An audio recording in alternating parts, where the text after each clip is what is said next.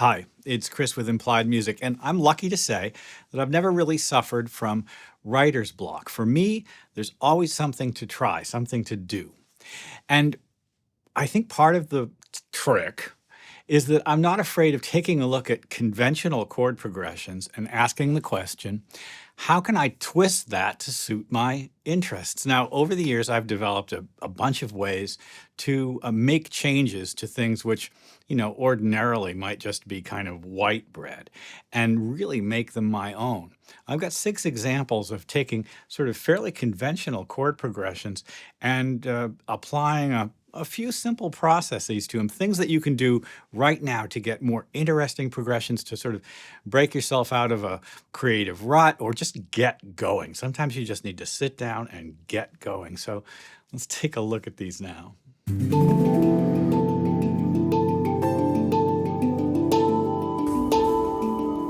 So here's an example of a conventional chord progression, a Taylor Swift type chord progression. The 1 chord D, the 5 chord A, and then the 2 chord E minor, and then 4. So I used 1, 5, 2, 4. Sounds great.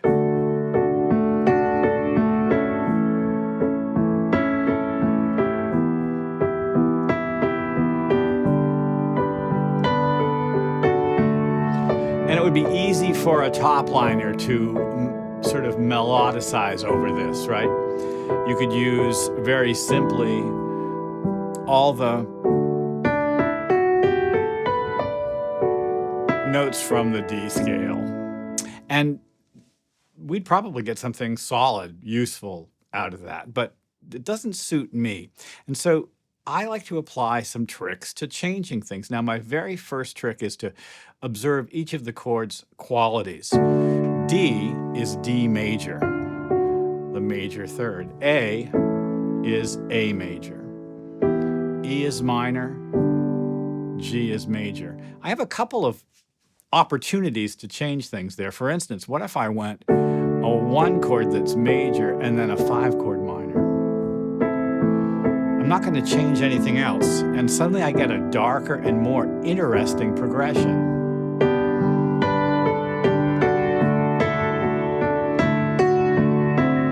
Ooh, what does that mean? I don't know, but it's definitely more interesting. Let's take the 4 chord and make it minor, minor, 6. It's a really Billie Eilish sound right now. Of course, that's part of a conventional chord progression itself. I could do other things as well. One of the things that interests me is approaching target chords by things that push towards them. For instance, if I'm on D and I want to get to A, I can actually create a kind of a progression towards the A by using a 2-5 of A. I'll show you what I mean. D, and then I'm going to progress B minor 7, E to A. And it's kind of hokey and churchy sounding, but it can be really exciting if you voice it right.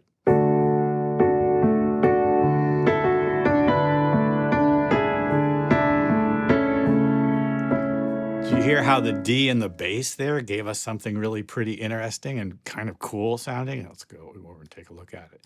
See the D here? These ideas are part of, it really floats. It's a beautiful sort of 80s sound. Well, that might be a little bit theoretical, a secondary dominant, a dominant chord pushing to another chord, but there's lots of different tricks and I suspect that if you just kind of like look at a chord progression that you like and say, well, how can I twist that around? You may come up with something unique and personal, something that's yours. And that's what I hope for you, of course. Let's go back and look at my 6 examples for the week. Each of them is going to be, I don't know, a little bit different, each of them drawing on a fairly conventional chord progression. My first example is in the key of C. We're going to fall down from F to C. F major 7, E minor 7, D minor 7 to C. C major 7. Pretty sound, right? Kind of gospel-y, something like that. And, I'm going to twist each of those chords. So F becomes F minor 7, E becomes E flat major, D becomes D flat major, and then E minor 7 up to E. So I've got a twist on each of those chords. There's the F major 7. You see how we're syncing? F minor 7, E minor 7, things keep syncing, E flat major, D minor 7, things keep syncing, D flat major 7. We could go right to C from there if we wanted to, or we could do what I did here, C minor 7 up to C. I love that feeling of kind of like turning something diatonic into something chromatic, all of the colors instead of just the narrow range. So here's my little melody. And sometimes I'll have to alter melodic tones to fit, like this A flat. And I get a much more interesting melody than I would have otherwise.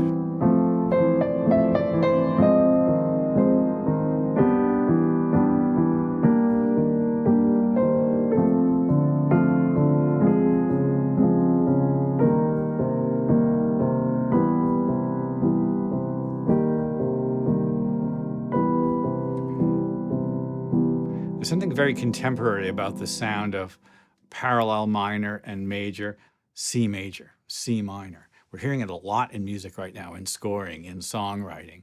And it requires a certain amount of research. You've got to sort of know your scales, your layouts, your chords. But that's a really good reason to know them, because that sound is sort of magical. Okay, my next example is the money chords. Let's take a look at them. 1, 5, 6, 4. We're in the key of D, and 1, 5, 6, 4 is D, A, B minor, G. Now, my question is, what if I go to the parallel minor version of that? 1 is D minor, 5, A minor, 6, B flat major, and then G minor is the 4 chord. And suddenly I've got a whole new scale. So it sounds like so. And so dark and beautiful.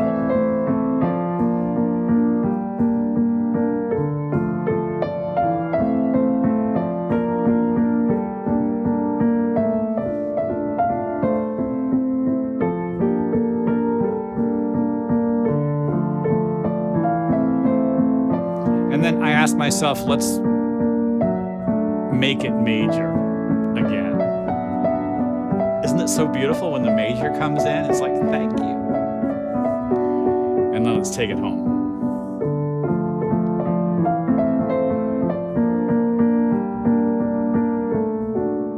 And we're going to end on the D major. So again, the progression demands changes in the scale in order to accommodate the notes that are in the chords. But these are great challenges. These are things that are really interesting to try. Let's go to our next example. That's the parallel minor to the major money chords. But depending on where you start in that 4-chord cycle of the money chords, you can get a minor sound. So in the key of E minor, or maybe we could think of this as being in the key of G. Here's the money chords in G.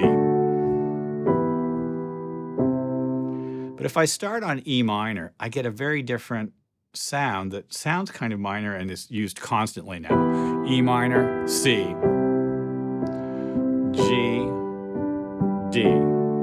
Sounds like I'm in E minor, right?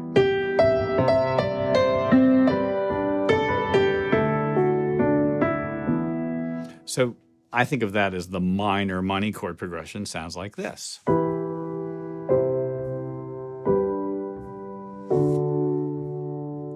Now, we're going to do a big twist here. E is going to stay minor. C is also going to become minor. Listen to this epic sound. It's a chromatic median sound right out of like a sort of a movie score, kind of dark quality. Just love it. We'll make G minor as well. And D is major. So listen to this. It's an epic sound. E minor, C minor, G minor, D, very dark. So just arpeggios. This is a scoring sound, right?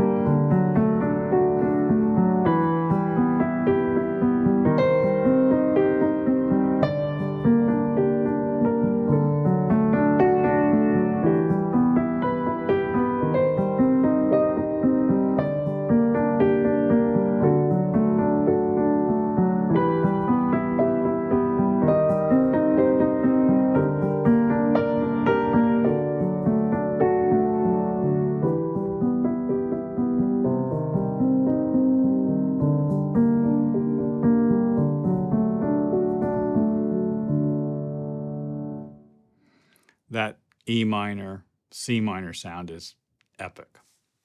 So, back in the day, the most popular chord progression wasn't 1, 5, 6, 4. It was the same chords, though. It was 1, 6, 4, 5, right? So here I am in F doing that. And I mean, the truth is, this is kind of like a version of the circle of fifths, what we call the harmonic highway, that's sort of in a key signature. So, for instance, 6, D minor, is the sort of 5 in this case of G minor, which is the 5 of C, which is the 5 of F. In this progression, the B flat acts like G minor 7. See how it has like a lot of the same notes? So I'm going to take advantage of that, and I'm going to make this jazzy by inserting secondary dominants, extra chords that point towards my target. If I start on F, I know I'm going to D minor. So I'm going to use a 2-5 that points me there. I went E minor 7 flat 5, A7 to D minor. Beautiful. I know I'm heading to B flat. I'm going to use a 2-5 that points me to B flat. C minor 7, F7 to B flat, etc. And I get like a pop progression, but make it jazz.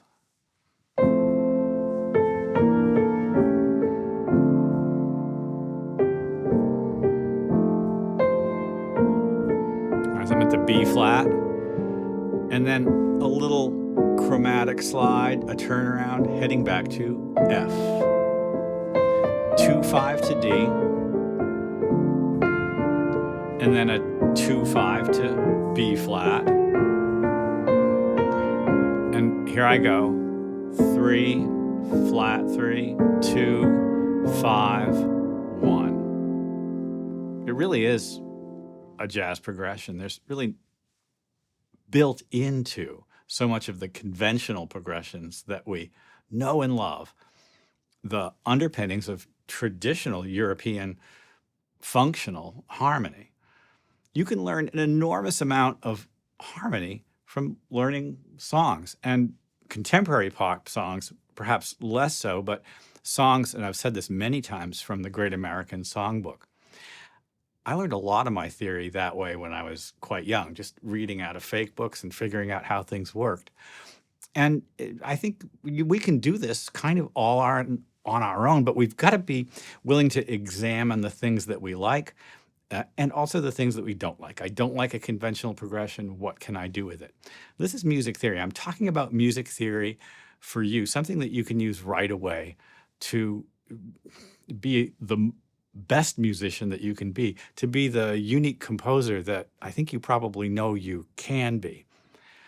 I'm going to ask you to subscribe to the channel, because we're doing this all the time now, and there's a community here of composers, arrangers, producers who really are interested in using these ideas and others to further their own interests. I hope this is music theory for everyone.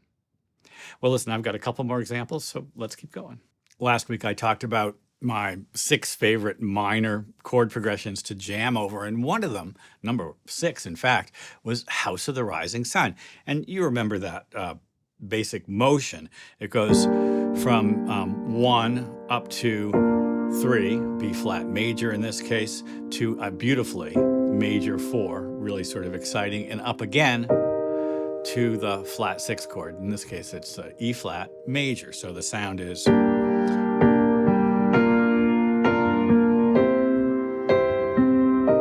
right. There's a kind of a lot of major chords in this minor progression. Well, as I was wondering how I could twist that, I realized that it has a lot in common with the creep chord progression. 1, 3, 4, and then in creep, 4 becomes minor. In creep, you go major 1, major 3, major 4, and then this chord here, which is C minor 6, and I can put it over E flat. Does this look familiar? It's sort of the major progression that is the most like House of the Rising Sun as minor. So I thought I can just mash the two together, you know? So, you know, there's that sound.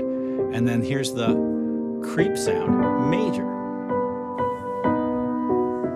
This surprised me no end, I have to say, because I'd never noticed it before. So, what if? An instrumental form stolen from Philip Glass using this progression. There's the creep progression, the major. It's like the sun comes out.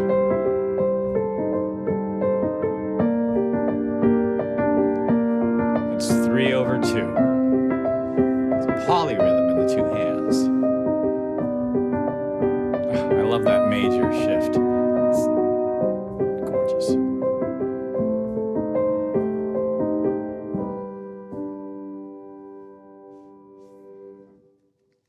Let's go on.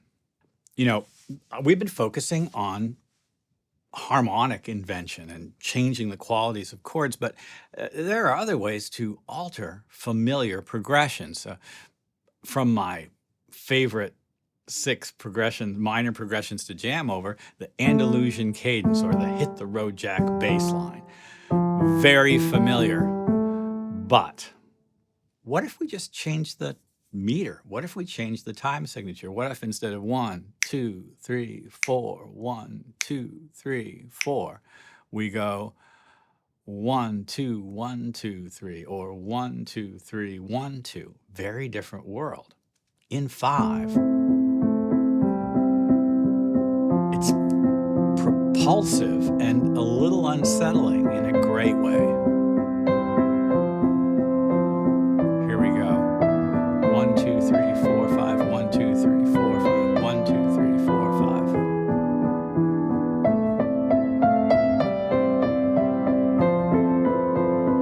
5. Sounds very contemporary in a great way.